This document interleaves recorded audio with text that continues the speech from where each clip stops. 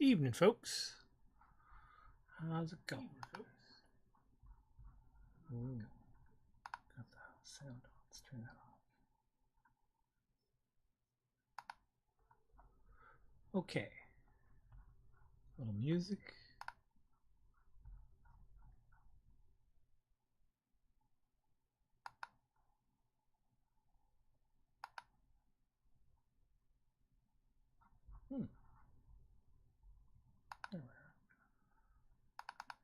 If you should be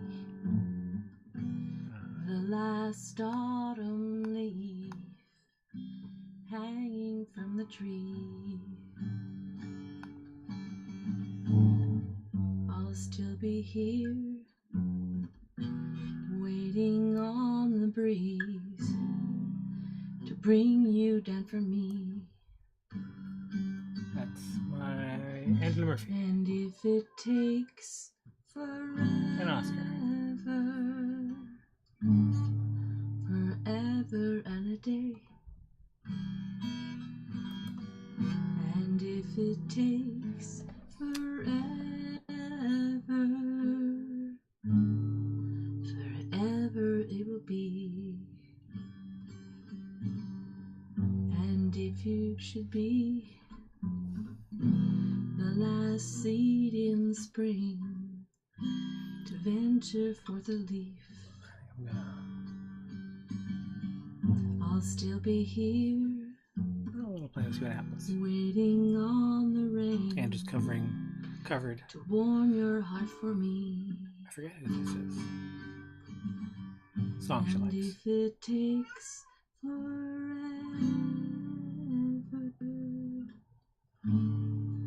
forever it'll be. And if it takes forever, forever it will be.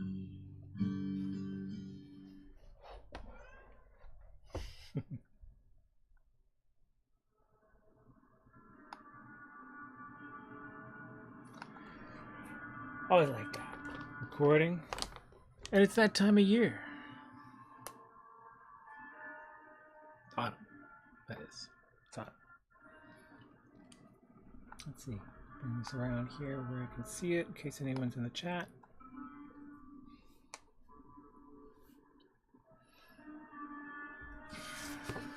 Get back to this kettle.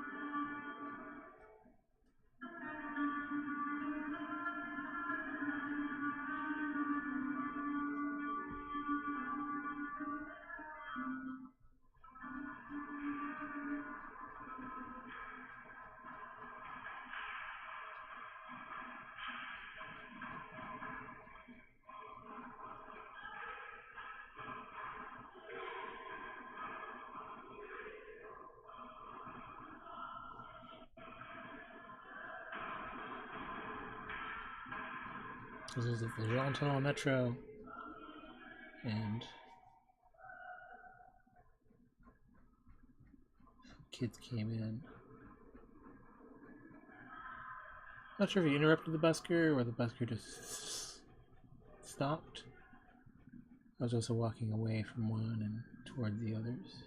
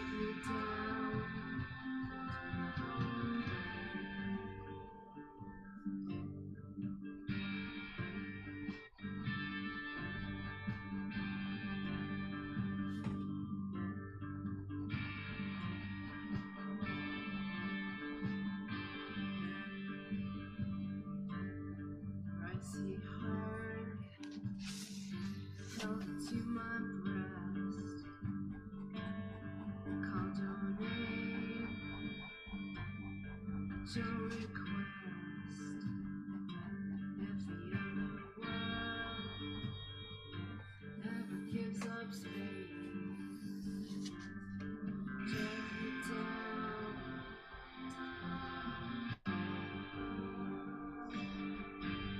I'll drag you both down.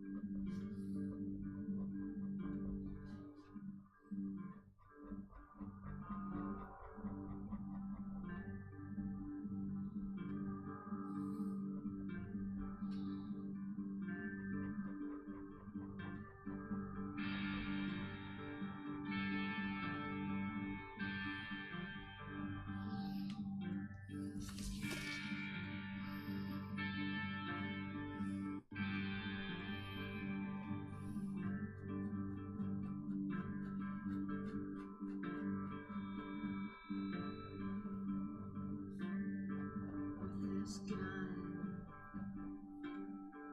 I'll be wet.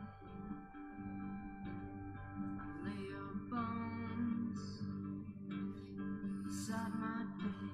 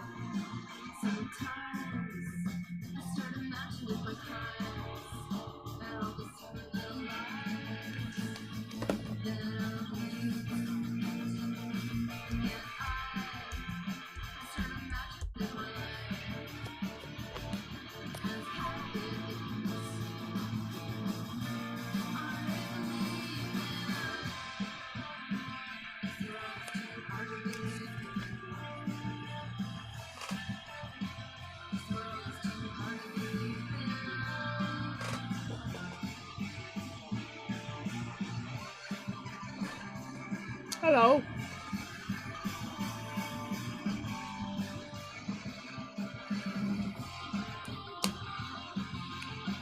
YouTube says 2 of you are watching. Are you there? Say something in the chat.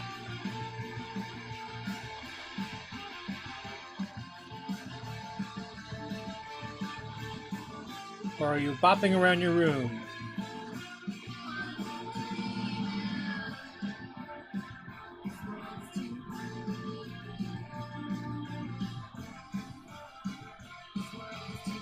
This is music by Michelle Breslin and company, and defunct band Sand Ocean Space Bear.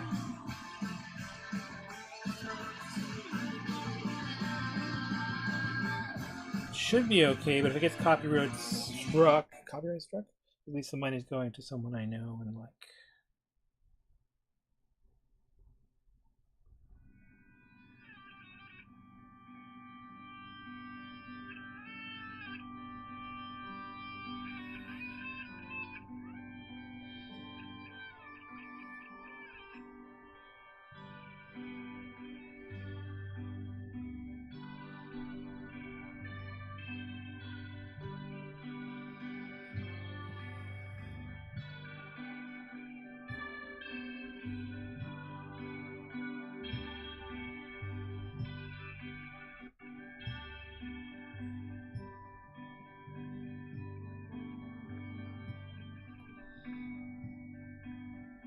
Days go by like fireflies riding on the wind.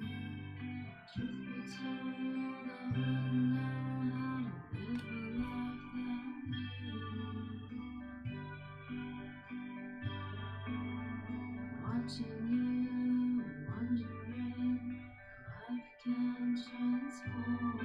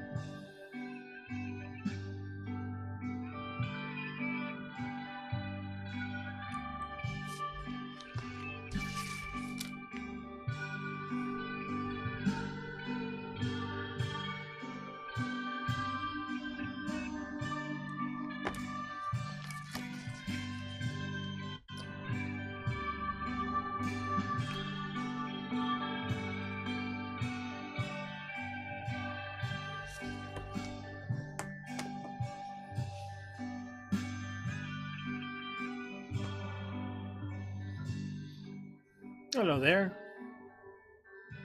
Nazmule? Nazmule.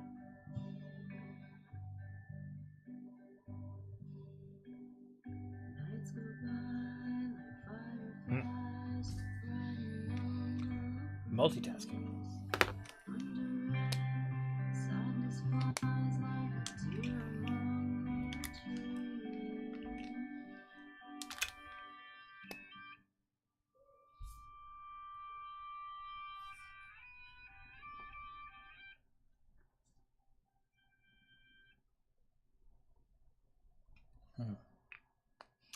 Too thick.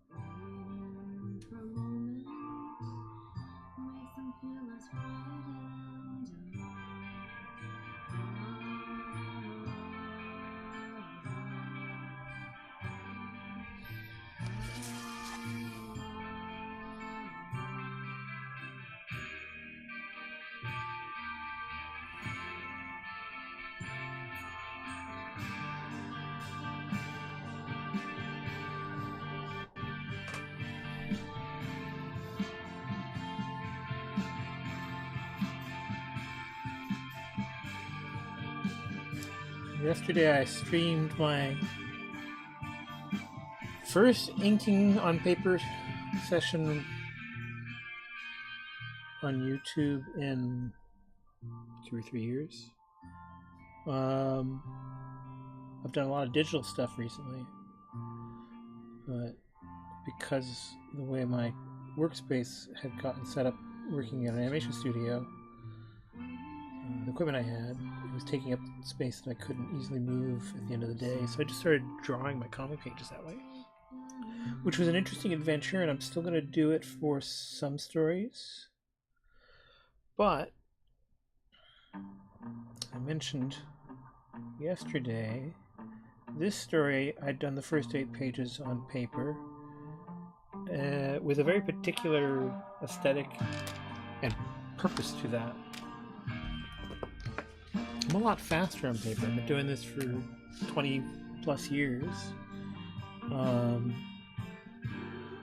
Whereas I've worked with computers in art since the 90s, the early 90s. But I never really liked drawing on a tablet until tablet screens became a thing. And then even that, it took a while to get into it just because I liked what I was doing on paper. There's a lot on paper that you can't really actually simulate digitally. I'm not talking about the way it looks. If you work at it, you can simulate everything about how it looks. I'm talking about what it feels like to do it. That, for me anyway, is unique.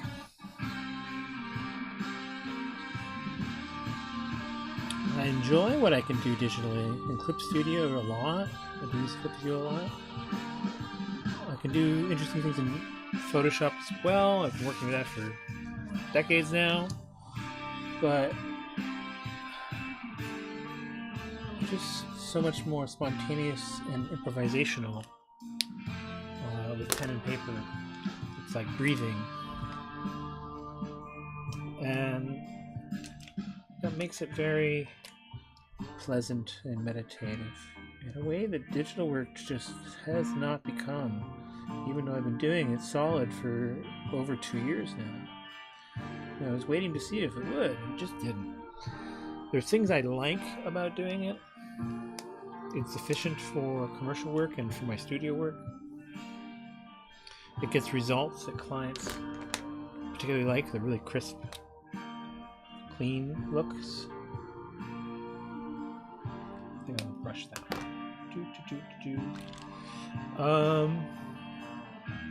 But I really shouldn't do him. I should work over here. That's right. So go back to the pen.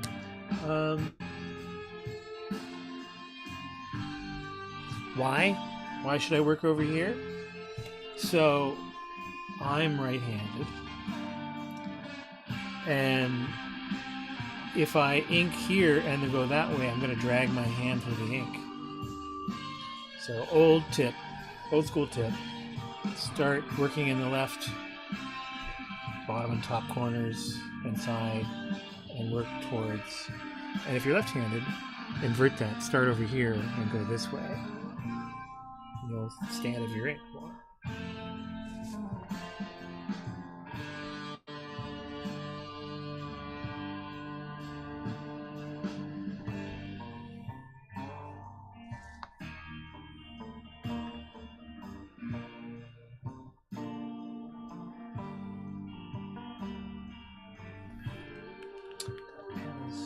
Gotta dry. I need to sit upside down for a while, see if it'll come back. Grab another 8. There we go.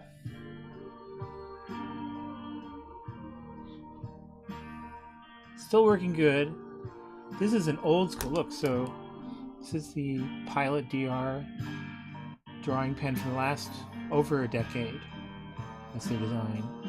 This was the previous design. It still works. It actually works better. I do buy them when I was buying these regularly, I would buy them in bundles, bulks, boxes, batches. And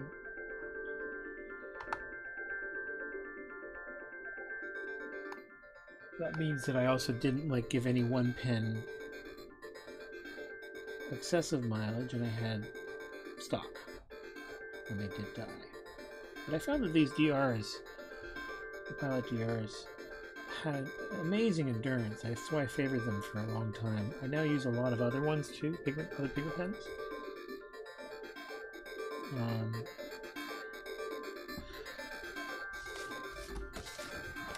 I probably wouldn't have picked up more, tried out different kinds, if not for the fact that I started teaching for a while in 2007 till 2 years ago, and I realized that my toolkit, the one I'd been using, was technically pretty dated, and not every store carried them, but most places had some brand of pigment pen, so I set about getting one or two of a whole bunch of different kinds to test out, and discovered some new favorites along the way. A lot of this comic I'm doing with the Winsor Newtons, which I'm not a big, I was never really impressed by Winsor Newton brushes. They're very good, don't get me wrong, but when I use a brush, I'm not someone who needs it to be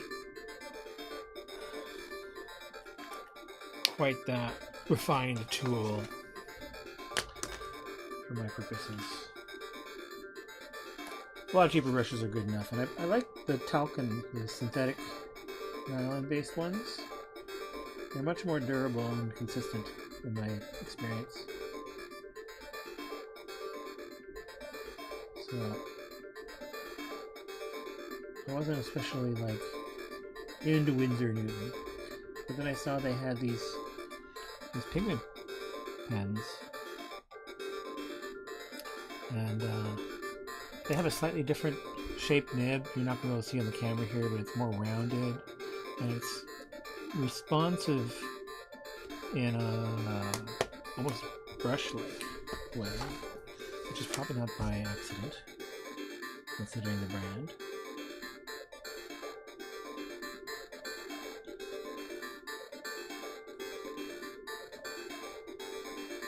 I just like the way they work. They're nice. 5 stars. Would recommend.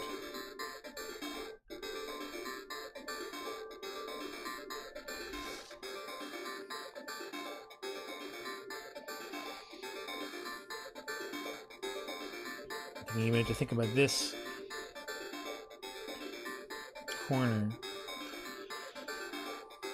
The blue lines you're seeing is an all digital passes color I did, which I'm redoing. So as I said, I mentioned earlier that I started this story analog for a very simple, clean style, and then I'd done one page digitally because I was getting into using digital. This one, and I liked it, but it wasn't fitting. I didn't have the right feel. And then I finally got a new computer that changed my desk setup. Ironically, I'm still casting on my old one with this one because I have a bit of a conundrum with my CPU fan on the new tower. It revs very loudly when I'm running video recording software.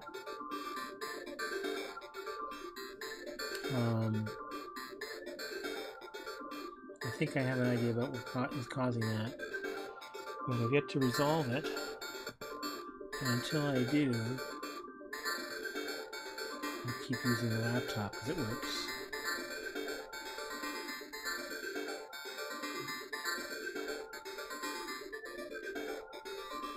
But the laptop's been starting to show its age and glitching and things, and I needed to make sure I had something really stable for work. And it took up a lot of room on my desk. So now that I'm not using it and I've got a proper tower, the cool thing is that I now have a lot of room on my desk again. I can slide my XP Pen tablet back at the end of the workday and do analog work again.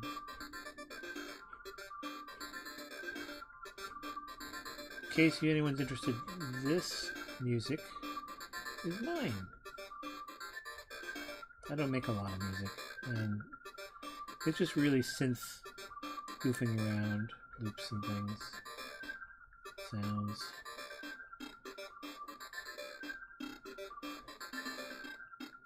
But it's music, which is not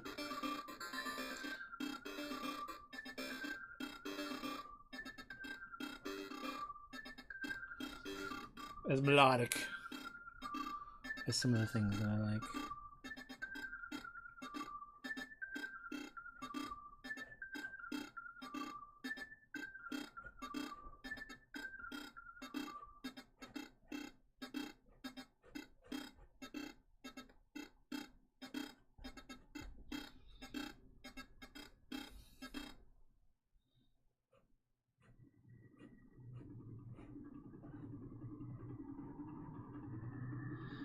This is something I put together, but all the audio is from NASA. It's recordings of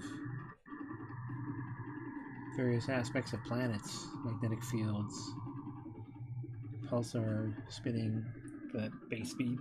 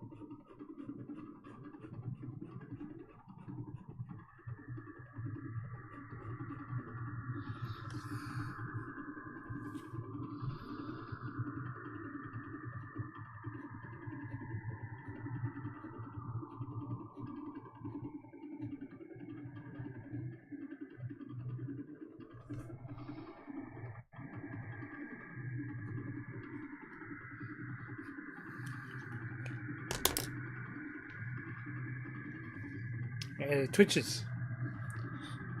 My neck. So for context, I'm 52. When I was a kid in the 70s,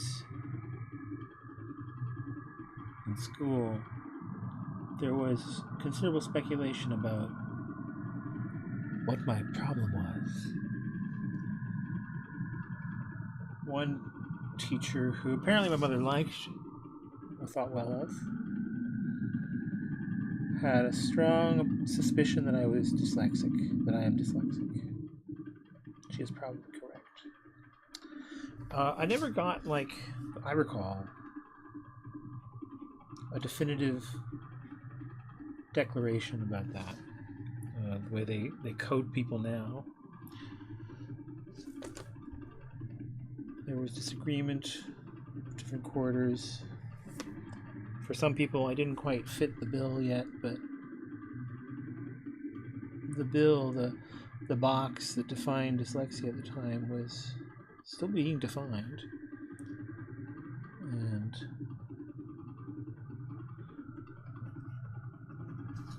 at any rate, other things were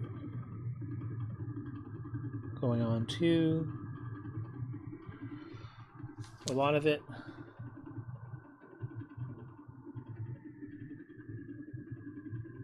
I didn't necessarily always communicate to others, so they didn't know.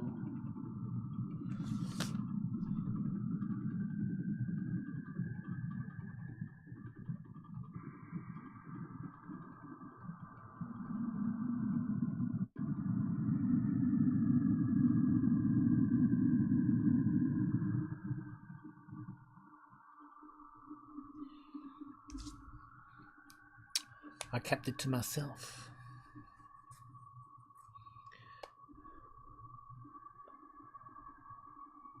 Over the years, some things that I've learned about and as a result confirmed but I definitely have X, Y, or Z. So, like, for example, something I thought about it.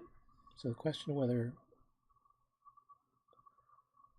other people were being literal when they said they visualized things definitely crossed my mind a bunch of times as I grew up. But I don't see things in my head. And it turns out that's called aphantasia now. The neuroscientist crowd kind of ignored that it was observed that some people don't visualize the way others do quite a long time ago. I think it was a German scientist, I forget exactly now. But he didn't make a big deal about it. It was just a part of a larger study of how people visualize into the varying degrees of intensity that they do.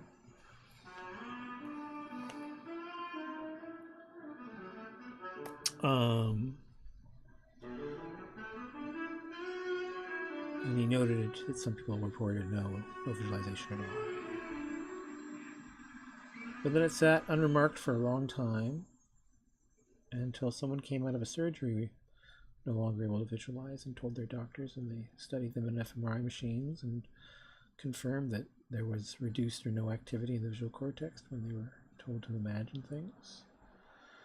And this person had a past experience, memory of visualizing things before the surgery. So this was identified as,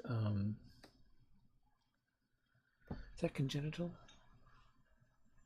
I forget now. Is congenital the one where, let me check.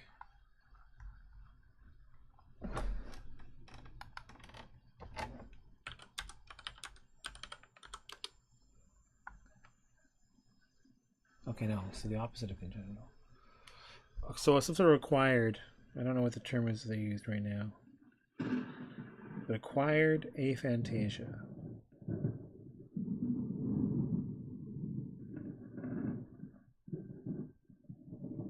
And they published a paper about it.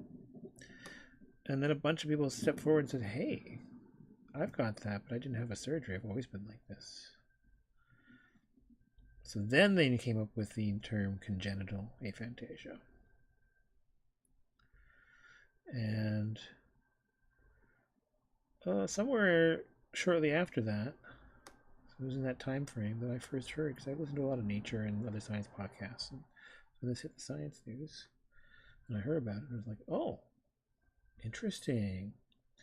Because, you know, small Max, as a kid, growing up around New Agey folks doing meditations and visualizations and shit, had wondered about that, but I'd never gotten a clear, satisfying answer. And I also knew a lot more about and was thinking about, like, how the brain worked at that point in my life when they named it. And I realized that it probably played a big part. Like, for example, some of the things they tried to teach me to compensate for being dyslexic involved visualizing things. And so that doesn't work. Love this hippo character. Yeah. So anyway, probably added to the bag of things. And then when people talked about various forms of autism, some of it sounded very familiar to me. And then other parts of it I thought sounded like total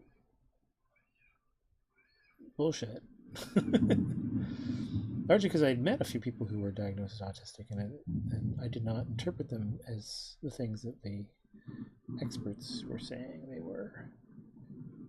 So, for example, key one being unable to empathize. That's not what the problem is. There's a couple of different scenarios. Many of them are just overwhelmed. And so they're avoidant because they're overwhelmed. And because you're avoidant, you don't get practice learning how to read people and figure out social cues. So it's not that they're unable, they're just never developed the capacity. So developmentally delayed, yes, sure, maybe. But like that is very much a thing that can be, I don't know if overcome is right the word, but like as an individual, if you're not pushed into traumatizing environments that cause you to shut down or be overwhelmed, that accommodate your sensory needs as someone with an autistic disposition, your sensory and stimulus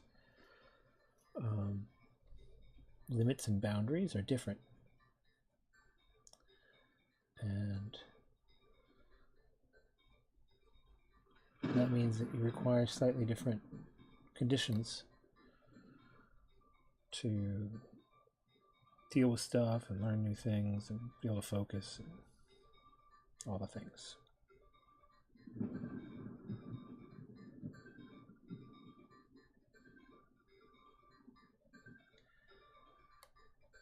So, at any rate, never really seemed like I quite fit that box. But I felt like there were some definite overlaps with my experience. And then there were people who straight up suspected I had ADHD. But again, that was another one where I kind of fit some of the traits, but not all of the stereotypically expected ones. So that couldn't get nailed down. And I just had a lot of teachers who, because of how I looked, because my parents dressed me a particular way,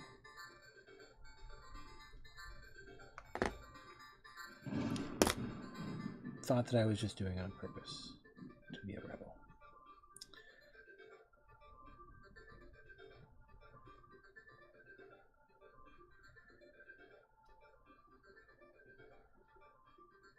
I wasn't, but I wasn't super vocal about it.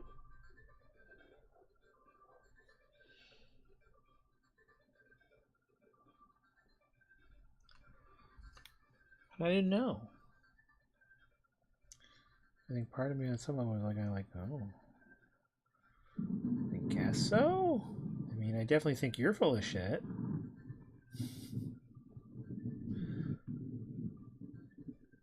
But that had more to do with being raised in a culturally really different environment from the people who were assessing me and dealing with me as teachers.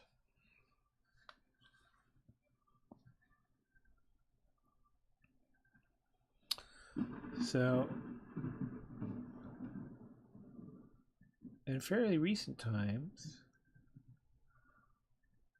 like in the last, it's a little over a decade now, they finally decided that you can actually be both ASD, autism spectrum, and ADHD. That they could be both. So there was a time up until fairly recently where you couldn't be officially. One or the other. And they may have traits that resemble each other, but none. The two shall meet, never. 9. And I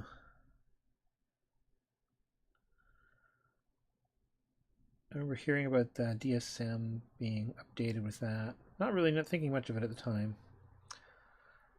But then TikTok came along, and especially during the pandemic, people were really exploring questions of their neurodivergency on TikTok a lot.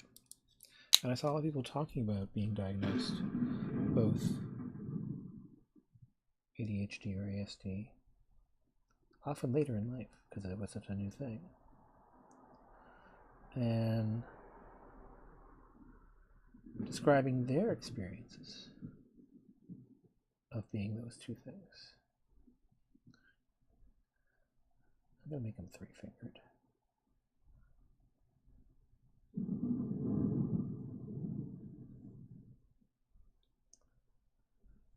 And their descriptions of what that was like made me go, oh wow, that sounds pretty familiar. And that answers a lot of questions. So like the ways in which I didn't quite fit the box had a lot to do with the ways those two ways of being kind of interact with each other bounce off each other, create different experiences. In some ways, they temper each other.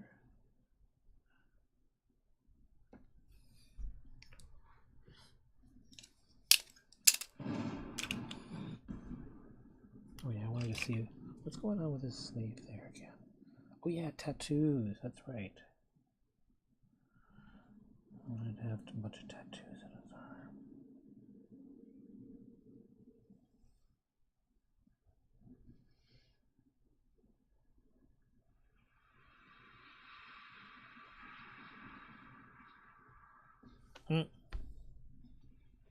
That's what happens when you try to do a curve against the natural curvature movement of your joints.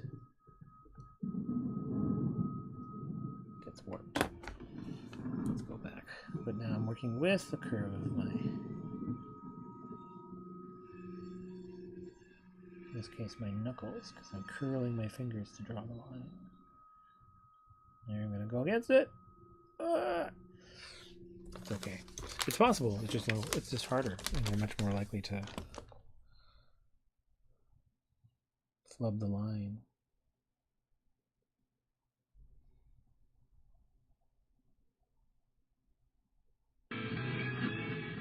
Hey there, and welcome to the Answering Machine Show. That's right, this is Max's Answering Machine. These are actually my old answering machine messages. Highlight from my past messages. Hello, Max. This is Alex. How are you? I'm calling you because I'm in trouble. Guy, his friend of his, right? That says he's got this girl that he's sleeping with naked every night. I usually do naked pictures of Michael Jackson and Fred Astaire. They're my idols. And you need to stop. If not me, and a few of my friends, I know where you live, by the way. So I'm gonna pay you a little visit. I have many. He never did visit. Probably down. Max, you said you'd be here around 7. You're bad, Grafton, where the fuck are you to photograph the wall? Because you should have been here 2 hours ago. But I'm not annoyed about it at all, really. So I guess it's supposed to be my call to make you feel like shit, huh? Wanted to call, actually, to thank you. You did save a day here. Feel like shit. Feel like shit. Feel like shit. 3 weeks in the future, when I return from England for the specific purpose of beating the fuck out of you because you're not here. So I'll see you later, okay? Bye-bye. Now, do you think you could do better? Come on, let's see your stuff. Funny thing about Scott threatening to come back from England to beat me up is he's such a nice guy. He's not really a violent guy. He was just drunk and grumpy.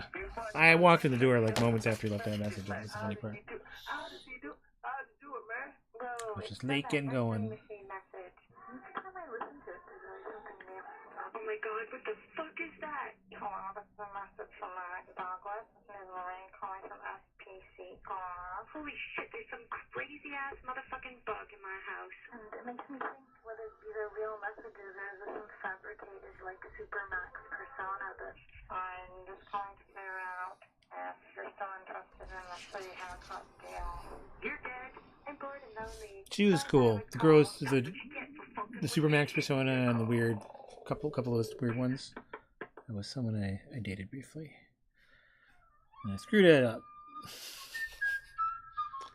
I had like a weird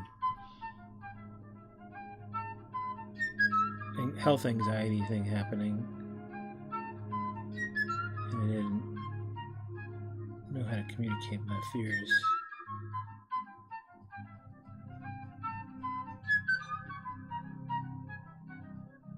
Then I was just embarrassed about that later on. So I let it go. Oh well. Live and learn. That was like back in my 20s.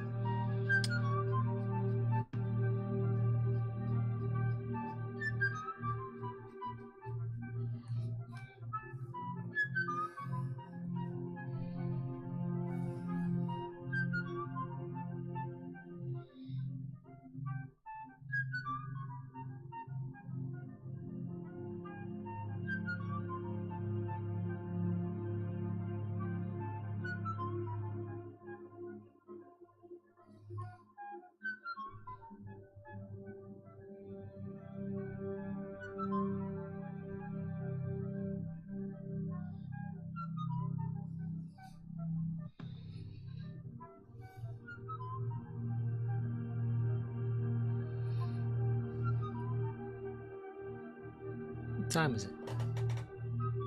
Almost an hour.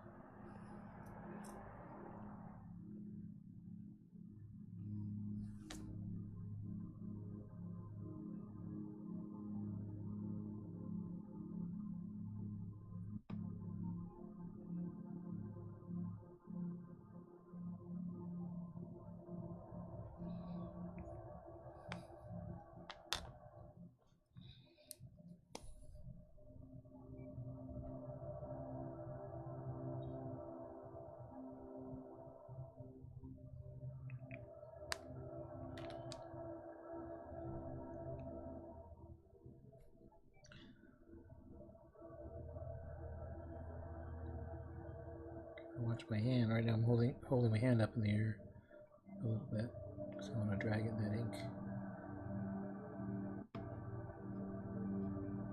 Definitely pays to not go back over where you've already inked, as I mentioned earlier.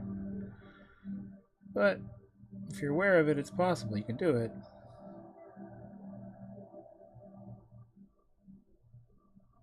And right now I'm living life on the edge.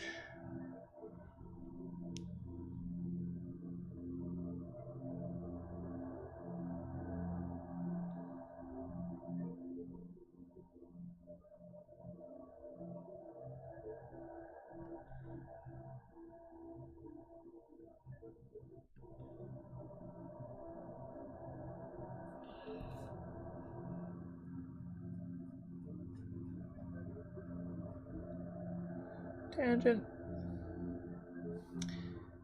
That's okay. Because I'm going to make this a dark, shady area.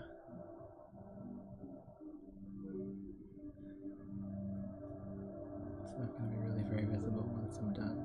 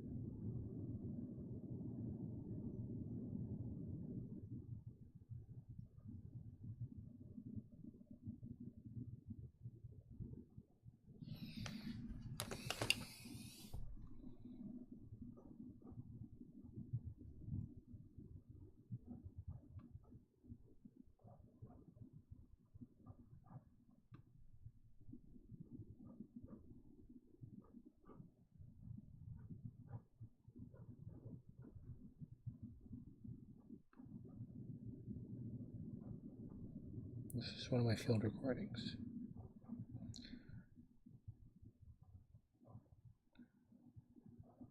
I like to go places, particularly places without a lot of noise. Some of the nice noisy places are interesting too, though. But just places, and record the ambient sound, which I do end up finding useful for various things.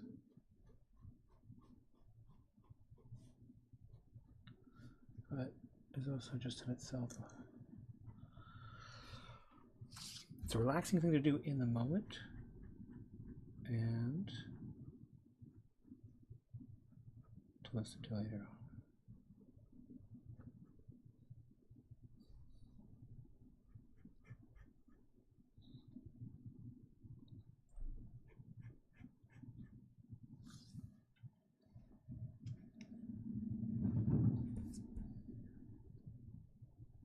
Which one's this?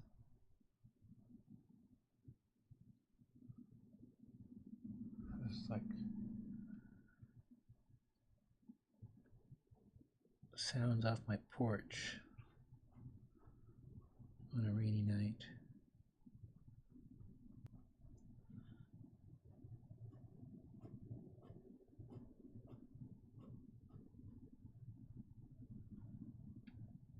Or near a canal. So you hear some distant stuff that's related to that, and various other background sounds.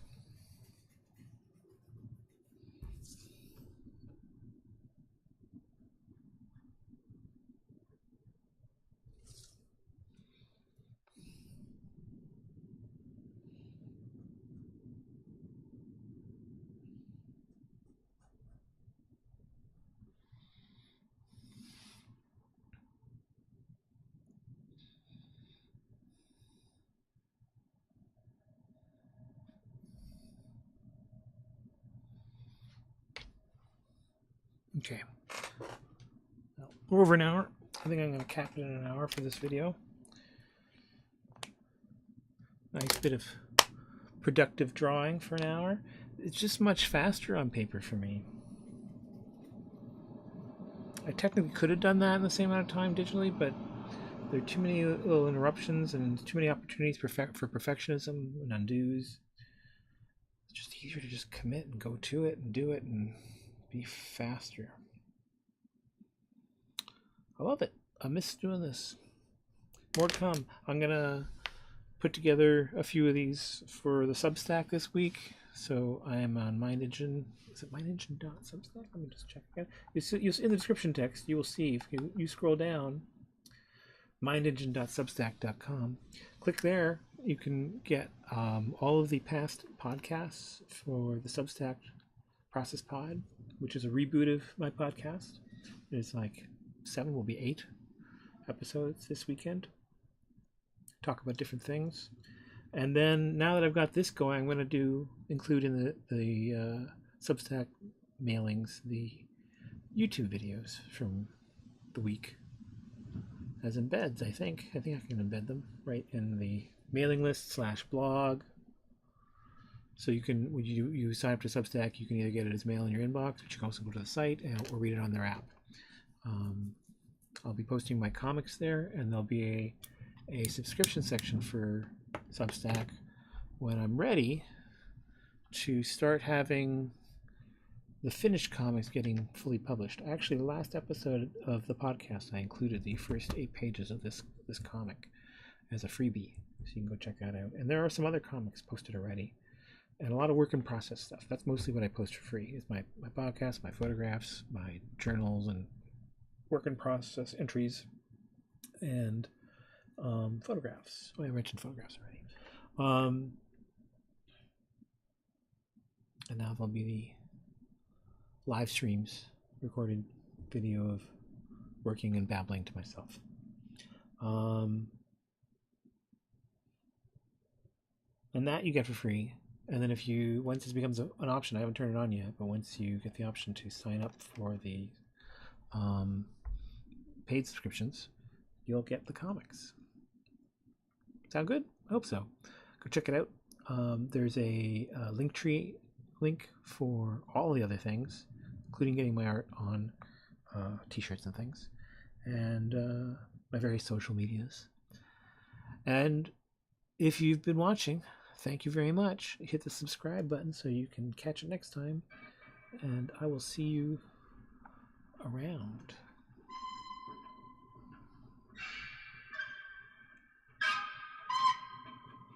Monster in the escalator.